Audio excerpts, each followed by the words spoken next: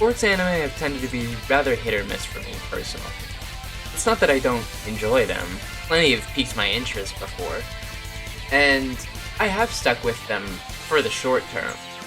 But overall, whether it's Haikyuu, Kuroko no Basket, or Yomushi Pedal, while I may enjoy them briefly, I just can't seem to hold on to these series for long periods of time.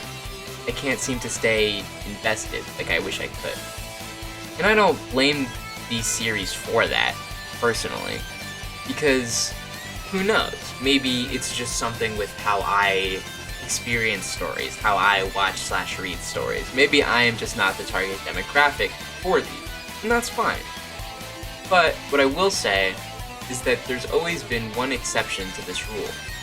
There is one anime that I've been invested in long-term since middle school now, and that's Hajime no Ippo. And I always wonder why this is. Why and how Ippo somehow set itself apart so far for me compared to other sports anime. And I consider things like, well, you know, since Ippo is centered around boxing rather than more traditional sports like basketball or volleyball or hiking, that, you know, maybe since Ippo was focused on a combat sport, maybe that's why my intrigue was held longer. Maybe it's simply a factor of the action. But I don't think that's what it is. I mean, the action is part of what makes Ippo so amazing, but it's really only one component. Ippo in general, it's interesting because a lot of anime can have very, very strong concepts or very interesting ideas, but that doesn't necessarily make them great on its own. Because you can have good ideas and execute them poorly.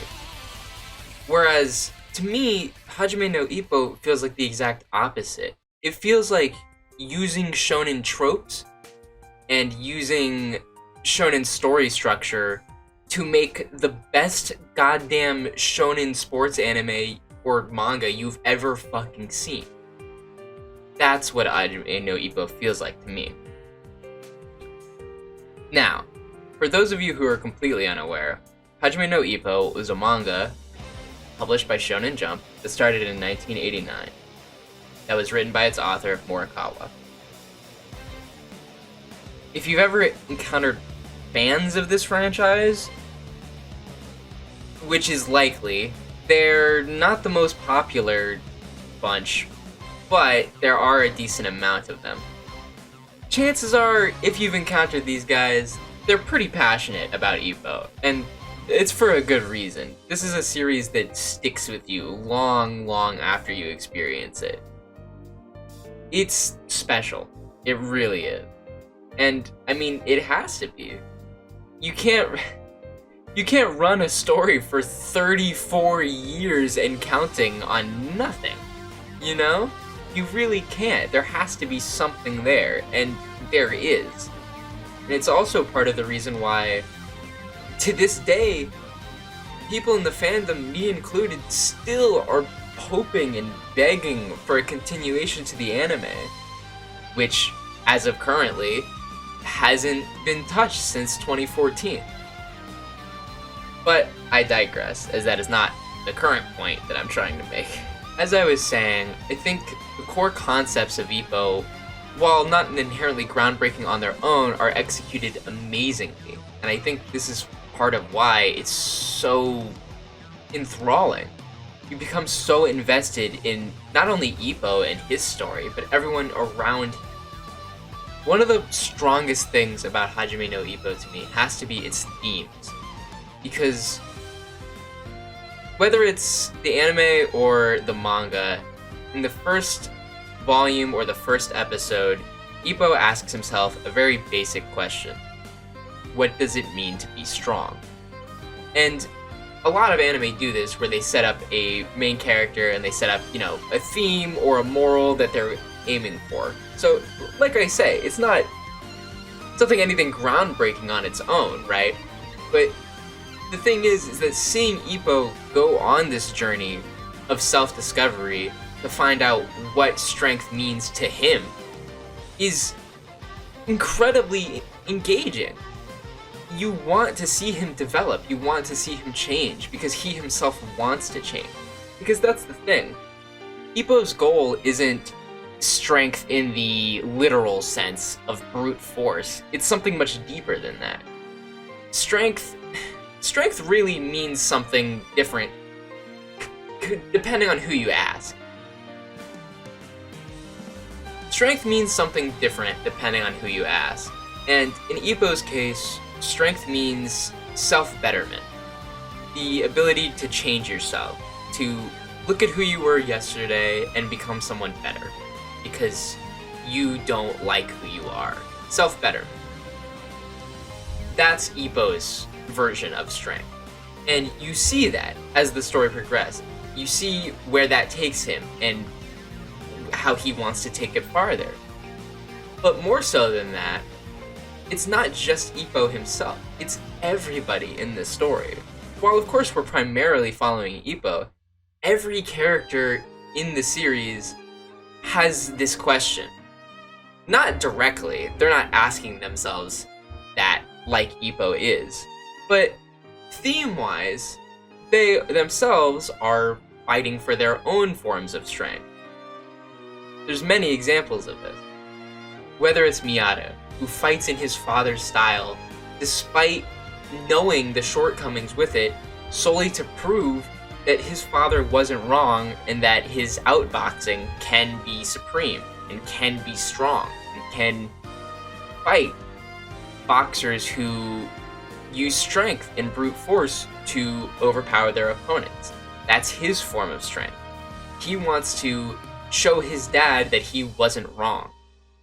And we see this journey. We see Miyata's journey of discovering the shortcomings in his style, hitting roadblocks in the way, having to develop new techniques to improve this style because his father only got so far. It's incredibly engaging. And even for characters who aren't allies, there are times when, early in the series, Mashiba is definitely an antagonistic character and can borderline be seen as a villain, at least as much as you can in a sports anime. The difference between villains in sports anime and villains in anime in general is the worst a sports anime villain can do is be kind of mean. Because, like, in most sports anime, you can't have a dude be an actual evil villain and have an explanation as to why they're still allowed to play the sport. It doesn't really check out. In Ippo follows this rule as well, of course, because, again, you can't... With some exaggeration, Mashiba does some pretty out-of-pocket shit and is still allowed to keep fighting, but this is also taking place in, like, the 80s, so that's a little more understandable. Because, in general, people weren't as, harsh on regulations and things back then. But with Mashiba, while his form of strength is initially seen as evil and not good, once we step away from Ippo's perspective, his POV, and see things from a more neutral perspective, and see Mashiba's point of view, you realize that he's going on a very similar journey that Ippo has gone. It's just taken different turns. Mashiba, unlike Ippo, didn't grow up with loving parents. Mashiba grew up with the absence of parents altogether, and so had to fight for himself. Him and his sister. That desire to protect not only her, but himself from the world who treats him so harshly, is part of why he becomes stronger, why he betters himself. Because it's not just to protect his sister and to provide for her, although that is a massive part of it. It's also because Mashiba views the entire world as against him, and because of that, he feels like he needs to be strong enough to basically 1v1 the entire world. Which is a funny way of looking at it, but that's how people are. Like I said, strength means different things to different people, and not everybody's definition is going to be as noble as Ippo's, but that doesn't make it any less valid. As the series goes on, Mashiba becomes, he's not exactly. He would never call himself an ally of Ippo, but he's by no means a bad guy, and he's an incredibly skilled boxer. I could go on with more examples, but I don't think it's particularly necessary, because the truth is that in almost all cases of Ippo's significant rivals, even his insignificant rivals, a lot of Ippo's opponents make returns and come back in the manga later on. Even ones that you wouldn't necessarily expect. And I think that's great. I love, especially in a series like this where it focuses so much on one-on-one confrontations, I love that we don't just throw away characters entirely. There are some exceptions, of course. A few opponents never really come back. But for the most part, nobody's left by the wayside. And there's no power scaling really either to speak of, like Dragon Ball style, where eventually some characters just are useless or, are treated as complete jokes. Because even Aoki and Kimura, the gag characters, even they get treated with respect. They have entire fleshed out backstories and goals and motivations, and they have very important fights focused on them later on. And I'm only speaking as somebody who's currently, I'm an anime only fan. So I'm speaking as somebody who hasn't even seen the manga. And I know that these guys get even more love later on in the manga. So one thing about Ippo is that it treats its characters amazingly. And to touch on some other things real quick, other things that stick out about Ippo a lot are, of course, the fights themselves. Whether it's the manga or the anime, the manga fight paneling and choreography is awesome. It's really engaging, and you feel the impact as much as you can with stagnant images. Whereas with the anime, Madhouse did their absolute best to try and elevate the art as much as they could, and they succeeded, because, God, you can just feel the fucking Herculean strength behind every punch that's thrown later on in the series. Even early in the series, there are some hits where I feel it when the impact hits. And, oh god, if we're talking about seasons 2 and 3 of the anime, then, the weight of the animation is just insane. It's unbelievable. Also, another thing I think that sticks out a lot about Hajime no Ippo is sports anime loves to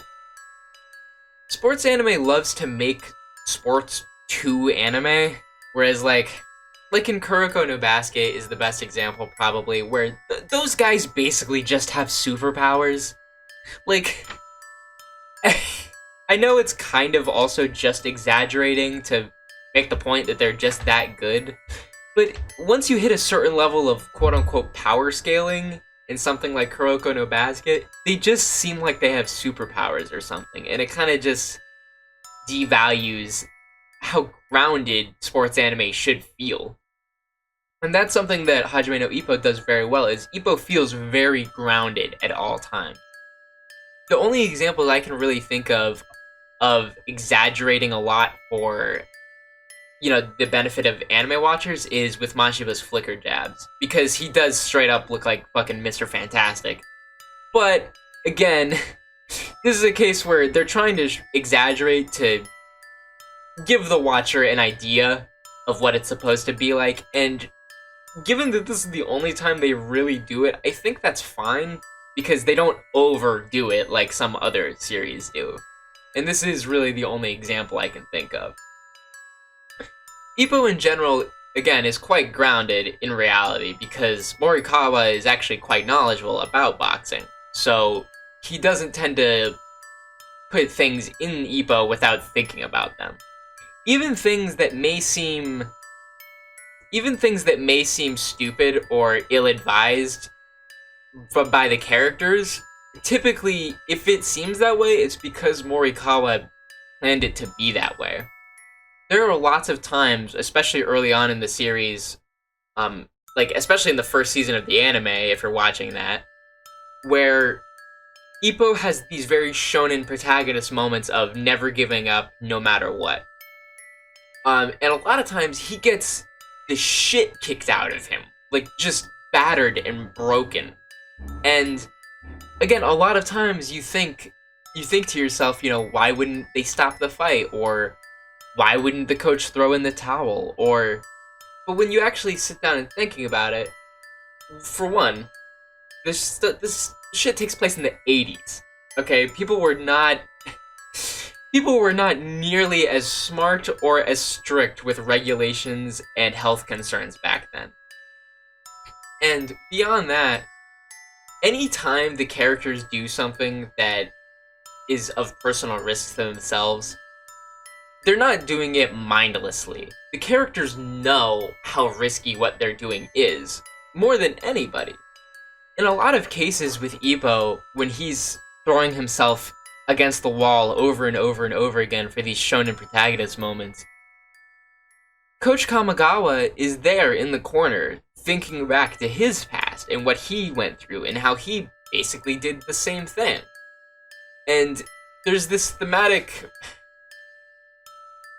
this thematic poignance to that, of Kamigawa seeing Ippo, the new generation, him continuing his legacy, his style of boxing up till now, and him also constantly having to fear because Ippo is just like him. Because he knows what that kind of boxer will do. They will do anything to keep fighting. And the truth is that in real life, there are fighters like that. There are fighters, whether it's boxing or MMA or UFC, what have you. There are some fighters who some people are real technical. They like to not get hit. And some people don't care about getting hit and just want to take down their opponent. And the series knows the real world consequences of fighting like that, and it doesn't pretend like those consequences don't exist. So even though Hajime no Ippo may not seem grounded at some times, like it might seem like it's getting a little too anime to be realistic, the consequences of being too anime will hit. Like, the real world consequences that would come from doing something like that will happen eventually, even if it doesn't seem like it. But anyway, with that, I just kind of wanted to touch on some of the things that I really, really love about this series, and just the things that stick out to me the most. And with that, I would like to get to the actual point of this video. So currently, I'm an anime-only fan of Ippo, as I was saying earlier.